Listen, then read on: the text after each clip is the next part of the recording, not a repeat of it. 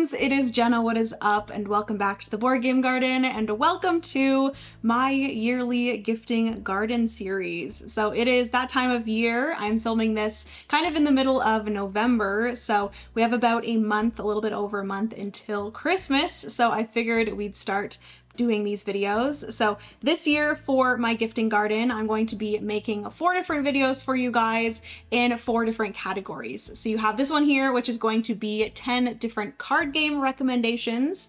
And then I'm also going to have welcoming games or family games, just games that you can play with a bunch of different people in your life. I'm also going to have 10 solo game recommendations, some small fun solo games that I recommend, and then also gamer games. So these are going to be some slightly bigger games. If you're more into board games, these will be games to purchase for those in your life that also really enjoy board games. So without further ado, if you guys want to see these 10 card game recommendations, then just keep on watching. Give this video a big thumbs up if you enjoy.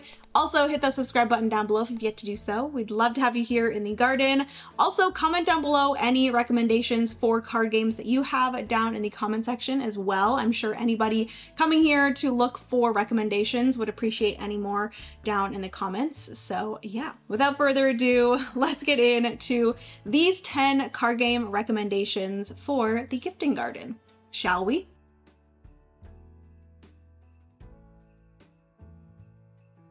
All right, so getting right into these 10 games. So these are all going to be card games. These are going to be small box games that you can sit around the table with people and play. They are fairly easy to teach and get to the table and play with a wide variety of people in your life. So the first one that I wanted to talk about is one from the Op. And this is a game that when I first heard about it, I was like, it's nothing special, like it's just a little card game. The rules are very simple, but this game, there's just something about it that is so much fun. And that game that I'm talking about is Flip 7. So this is published by the Op, and this is a promotional edition here, you guys will see, but Flip 7 is available. It's just in slightly different packaging.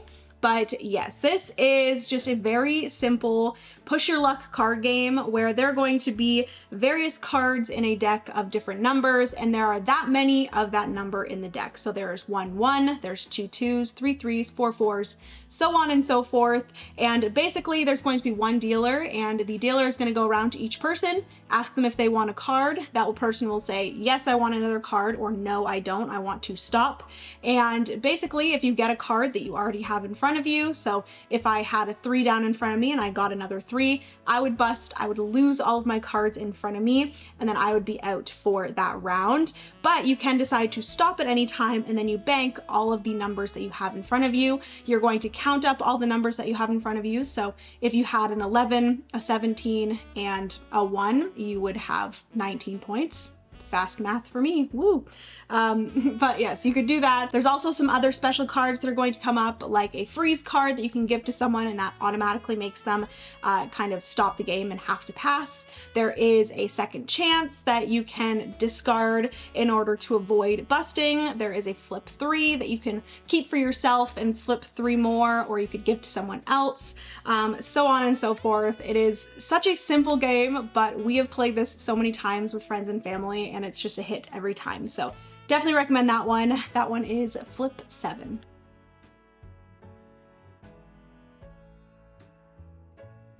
Moving into another game that has been a huge hit with friends and family. This one I actually just randomly picked up one time when I think I was in Niagara Falls. I saw this, but I actually have seen this a few times on like TikTok and stuff. But the game that I'm talking about is Piles. So this one is published by Lost Boy Entertainment, and Piles is a very chaotic game about laundry, which I freaking love. I don't like laundry, but I do love a game about laundry. Basically, this is a game kind of similar to Dutch Blitz, if you've ever heard of that, where everyone's kind of going to be going at the same time and rushing to do things in the middle of the table. So this is a very like chaotic game. Everyone's doing something at the same time.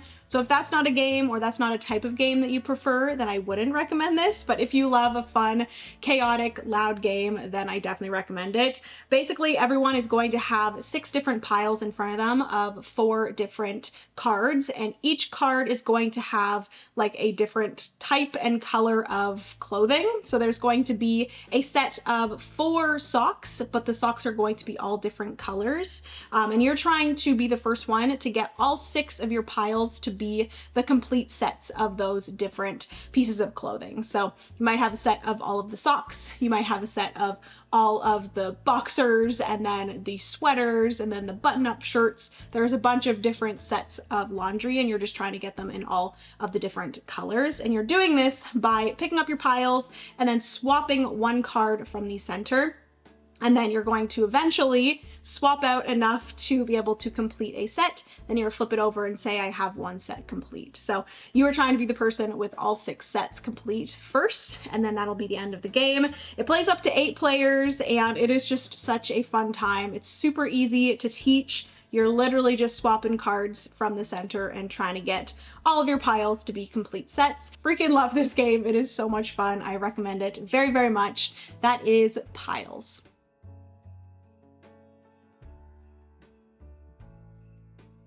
All right, so moving on to the next game. This is a game that I was introduced to quite a while ago, but I finally got my own copy when I went to Gen Con this year. And the game that I'm talking about is Kabanga. So this is published by Amigo, and this is a shedding game. You are trying to get rid of all of your cards first.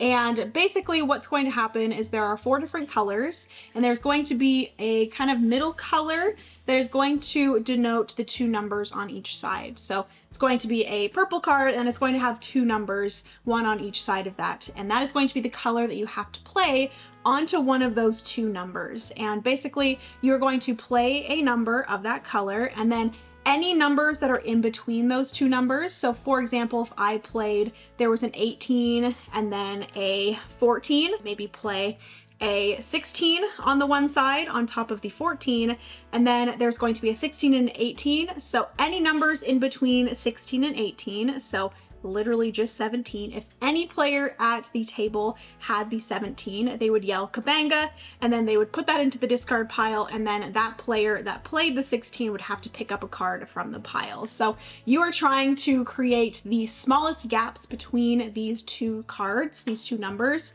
in order to have less chance of other players being able to Kabanga you.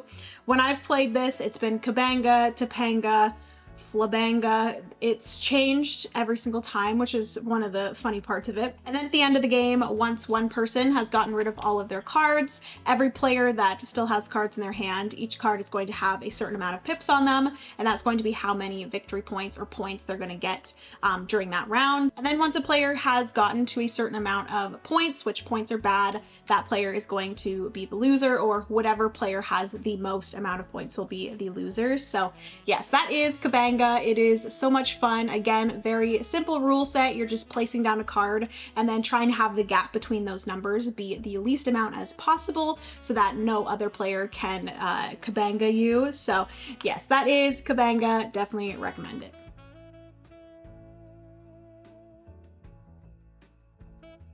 All right, so moving into number 4. So this is a game that I haven't played in a bit, and I really need to play this one again because I really enjoy this one. It is published by Ketchup Games, and the game that I'm talking about is Mind Up. So this is a game where you are trying to collect various cards of different colors and then putting them into these different columns in order to gain victory points for those cards. So basically what's going to happen is each player is going to have a victory point card in front of them. They're going to have actually 5 of them.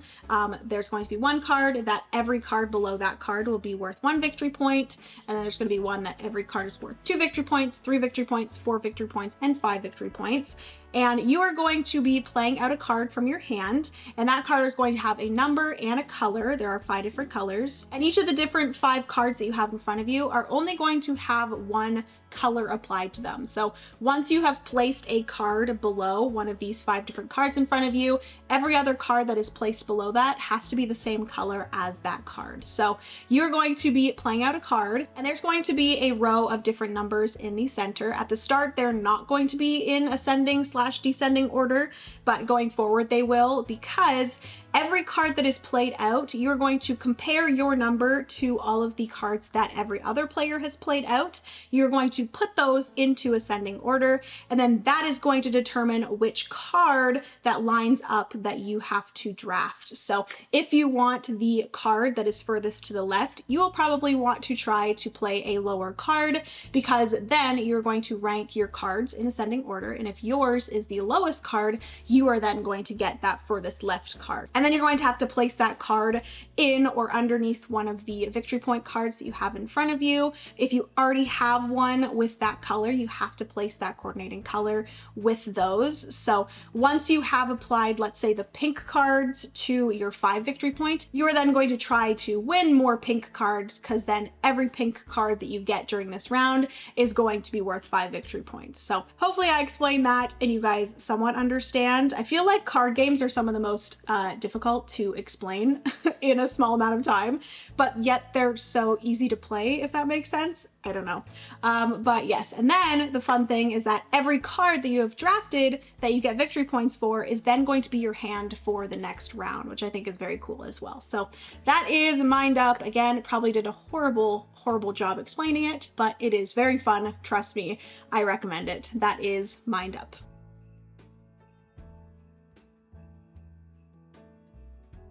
Moving on to number 5. This is a game that has gotten a lot of hype recently, and honestly, when I first saw this game, I was like, no, I'm not gonna like that.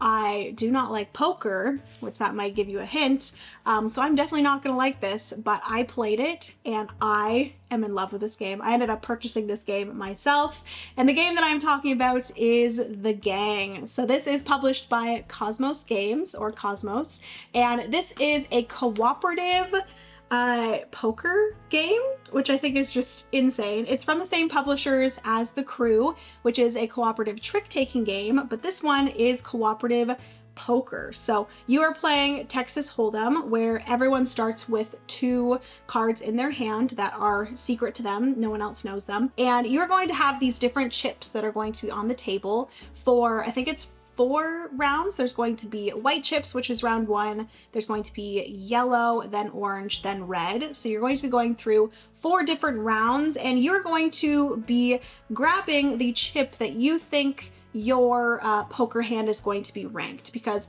at the end of that 4th round, everyone is going to try and reveal their hands in ascending order from the worst hand to the best hand. If you can successfully do that as a group, you will then win that round, and you are trying to win 3 rounds before you lose 3 rounds. And so every player at the beginning of that first round is going to have 2 cards in their hand. Then based off of the cards that they have, if they, let's say, got a pair or something like that, they might decide to quickly grab for that 6 chip. So there's going to be 6 different chips numbered from 1 to 6. Obviously, if you're playing with a lower player count, there's going to be less chips, but the higher star number that you grab, the better your hand is. Or you're trying to make it known to all of the other players that you're playing with that your hand is most likely better than theirs. So you can grab for that chip and really let them know that, like, hey, I have a good hand, trust me.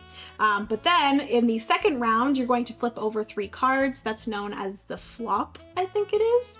But you're gonna flip over those 3 cards, and then if your hand changes at that point, you're then going to grab for another chip in that yellow color. You're gonna move into the next round where another card is going to be flipped. Everyone's going to be grabbing for a chip, and then the last card is going to be flipped, and then everyone's going to grab for that last chip. And that last chip is going to be the order that you reveal your hands in. So you're really trying to work together to try to feel out whose hand is the best, and really tell each other with this information of these different chips that you're grabbing what your hand is and how good your hand is. So if you had a pair and then then nothing else came out, your hand might have gotten worse, and then maybe some other players' hands have gotten better. So the chips that they grab might change based off of the cards that were flipped, and you're really trying to deduce what everyone has and what kind of standing or rating their hand is compared to everyone else. So this is such an interesting game and so cool. You do not need to know how to play poker.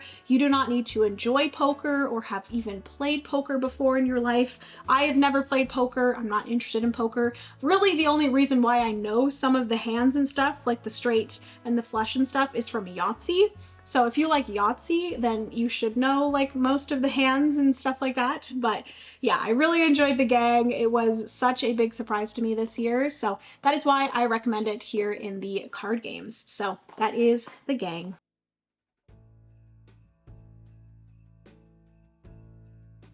All right, so moving into number 6. So this is a game that I was introduced to while I was in, I think it was San Francisco, and this is a deduction cooperative card game, which I had always seen this card game and figured because of the name, it was like a party game.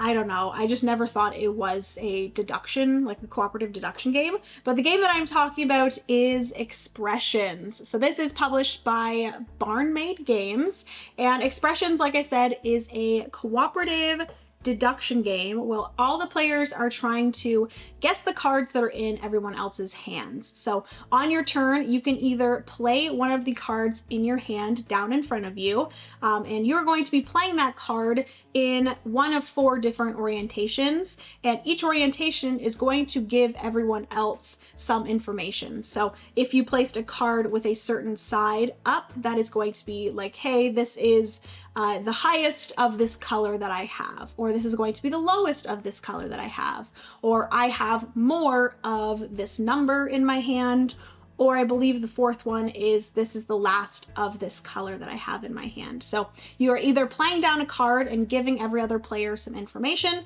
about what is in your hand, or you are guessing a card in someone else's hand. And you are trying to have more cards in the good side. I forget what it's called. I think it's like bliss, joy, something like that. You're trying to have more cards on that side than the other side, which is agony. And then at the end of the game, if you have more cards on the good side than the bad side, then you win the game cooperatively together. But additionally, every card that you place in front of you that is giving everybody hints is going to be placed into agony.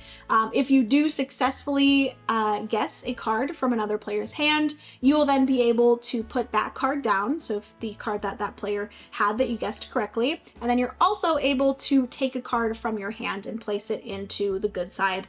I think it's bliss again. It's harmony, not bliss. So you are able to then take a card from your hand and place it into harmony, and that's then going to give everybody else more information. So it's just this very fun, like I said, cooperative deduction game where you're just trying to figure out the cards that everyone else has in their hand and guess them all correctly. So that is my number 6. It plays 2 to 5 players in 15 minutes. Super easy to explain, super fun. That is Expressions.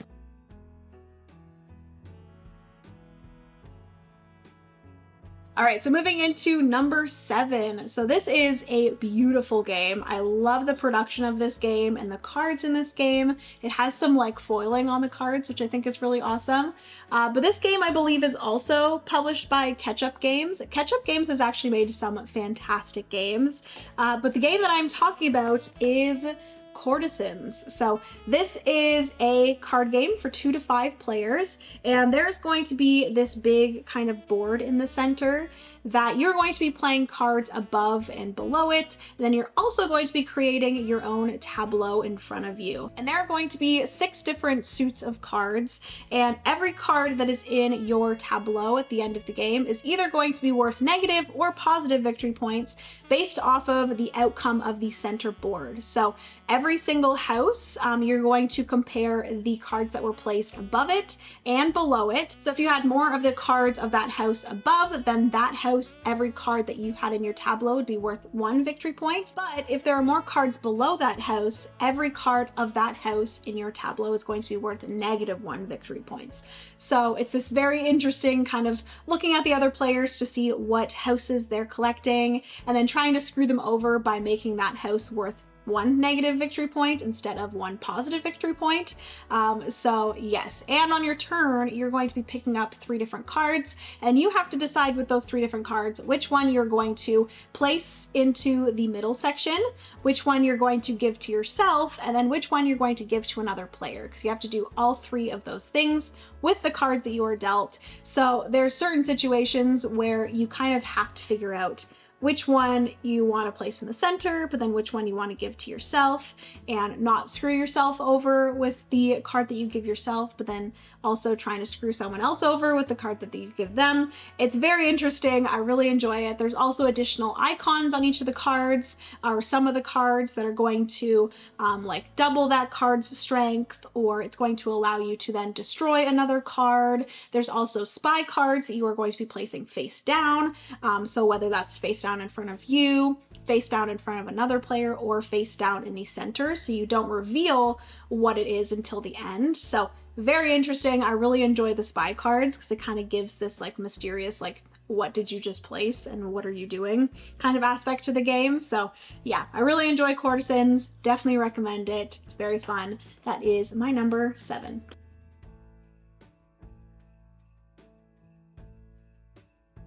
All right, so moving into number 8. So this is another shedding game. I just realized that I don't think I have any trick-taking games in this list, which I'm very surprised because I love trick-taking games. But I feel like whenever I recommend card games in any other video, most of the time they are trick-taking games. So I really wanted to branch out and recommend you guys a bunch of different types of card games, not just trick-taking games. Just know there's a ton of amazing trick-taking games out there. But yeah, number 8 is a shedding game that actually came out this year. And this one is from Bezier Games, and that is Sears Catalog. So like I said, this is a shedding game. And the really interesting part of this one is that each player gets some kind of asymmetric powered cards, which I think is really cool. So at the beginning of the round, you're going to be dealt a bunch of cards in different suits and different numbers. And then each player is also going to get a wild artifact, and then they're also going to get another artifact that is going to give them some sort of a special ability when they play it out. So each card is going to be working in a different way. I'm not going to explain all of them, but yes, you are trying to be the player to get rid of most of your cards first. It's interesting because you don't want to be the player to get rid of all of your cards, but you do want to be the player to get, you know, maybe like second from then, because once one player has gotten rid of all of their cards, that is going to trigger the end of that round. And then every player that has, I believe it's 5 or less cards, gets to score their lowest card that they have in their hand, and then they minus any cards that they have left in their hand. So for example, if the lowest card that I had in my hand was an 8, and I had 2 cards in my hand, I would have 8 minus 2, I would gain 6 victory points for that round. Whereas if I was the first one to get out, I would score 0 victory points. So you kind of want to not fully end the round, but you do want to get close to ending the round with a few cards left in your hand. But this is a shedding game, so it's standard shedding game rules where you're going to have to play out. The first person to play out is either going to play a single card, or they're going to play, you know, a set of cards, so a bunch of the same number, or a run of cards. It can be any number of cards, but whatever that first player plays out, every other player has to kind of follow that with something higher. So if a player plays, let's say 2 2s, then the next player has to play, you know, 2 3s, 2 4s, 2 5s, so on and so forth. You're going to continue that until every player cannot play out anything else, and you can decide to pass at any time, but you cannot decide to pass once you have gotten down to, because you have this little token in front of you, so if you get down to less than 6 cards, you have to flip that over and you can no longer pass. So it kind of forces you to have to play out those remaining cards, and then you might possibly be the player that, you know, gets rid of all of your cards and scores 0 victory points. So again, card games are so hard to explain, so hopefully that kind of gives you the gist of how it plays. But if you enjoy trick-taking and shedding games, I definitely recommend this one. It is very fun. It gives you some different things and changes up that standard shedding game, and then also gives you those asymmetric cards each round, so you feel like you can do something different than any other player, which is a lot of fun. But yes, Sears Catalog by Bezier Games, definitely recommend. It was, I think, my favorite out of the trick-taking slash shedding games that they came out with this year. This one, as well as Rebel Princess from Bezier Games as well, both of those were fantastic, and I definitely recommend Rebel Princess as well. But yeah, Sears Catalog, such a fantastic shedding game if you're looking for one. Definitely recommend. That is my number 8.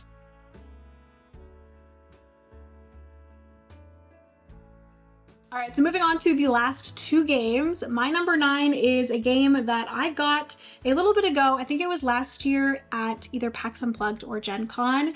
And this is a game that I feel like not a lot of people talk about, and I really enjoy it. It's a lot of fun. The game that I'm talking about is called Stool Pigeon. So this is a game published by Barrel Aged Games, and it is a game all about the pigeon mafia. And each player is going to have 4 cards in front of them, kind of in this little 2x2 square. And this is going to be your crime scene, and you're trying to have your crime scene have the least amount of like witnesses, I guess. So each card there is going to be counted up at the end of the round once the round ends, and whatever player has the least amount is going to be the winner of that round. At the beginning of the game, you can look at your bottom 2 cards and memorize them. This is a little bit of a memory game, so if you don't love memory games, then I don't recommend, but I really enjoy memory games.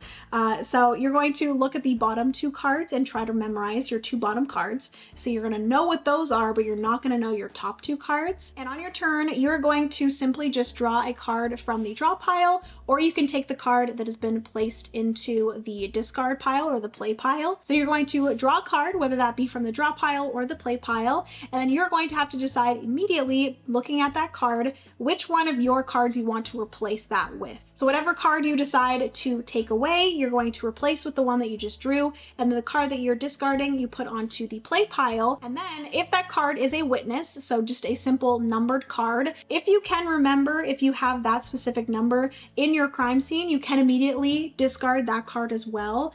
So you will only have 3 cards or less than 4 cards now in your crime scene. It's a good way to get rid of your cards, but if you remember incorrectly and actually flip over a different number, you do get penalized for that. So you have to make sure you remember correctly if you do have that exact witness number. Also, if you do discard a card to the play pile that is a pigeon, each pigeon is going to have a different kind of special ability or something that you can do. There's going to be a pigeon that's going to allow you to peek at a card, so you could peek at a card in your crime scene that you do not know. You could peek at another player's card, different things like that.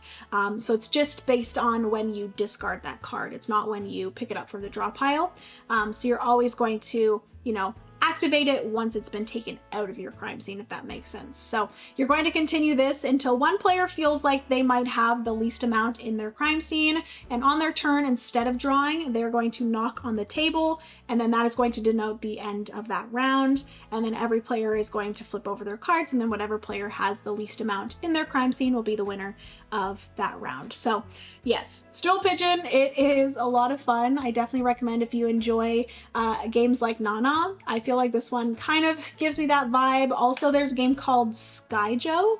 I think that's what it's called. I played it one time and I kind of had the feeling or the vibes of it with this one too. So yes, Stool Pigeon, I 100% recommend it. It's very fun. That is my number 9.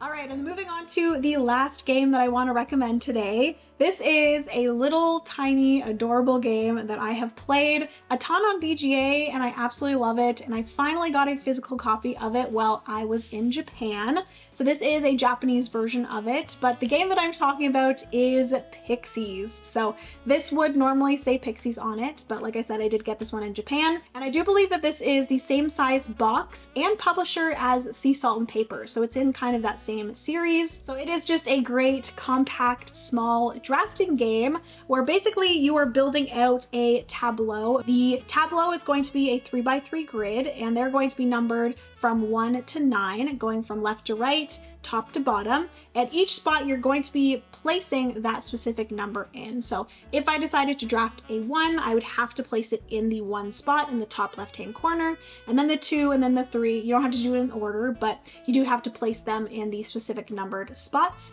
And if you do draft a number that you already have placed into your tableau, you do have to decide out of the 2 that you've drafted, which one you want to flip upside down and place underneath that other card, and which one you want to have still facing up in order to score victory points. And you're going to, 1, try to be connecting the same colored cards, because you are going to score victory points based off of your biggest group of a single color. And then also some cards are going to have little squiggles on them that you're going to get victory points for. Some cards are going to have X's on them as well. So if you ever draft a card that has X's, you will probably want to try to get it face down eventually by the end of that round, just so you don't have to score those negative points for the X's, but sometimes you do have to deal with the X's because it is, like I said, a drafting game. So if you do have to draft last in a round or on a turn, you do have to kind of deal with whatever is left. So it's that challenge of working around what you do have to draft and then placing them into the spots on your little tableau. And it's just such a fun little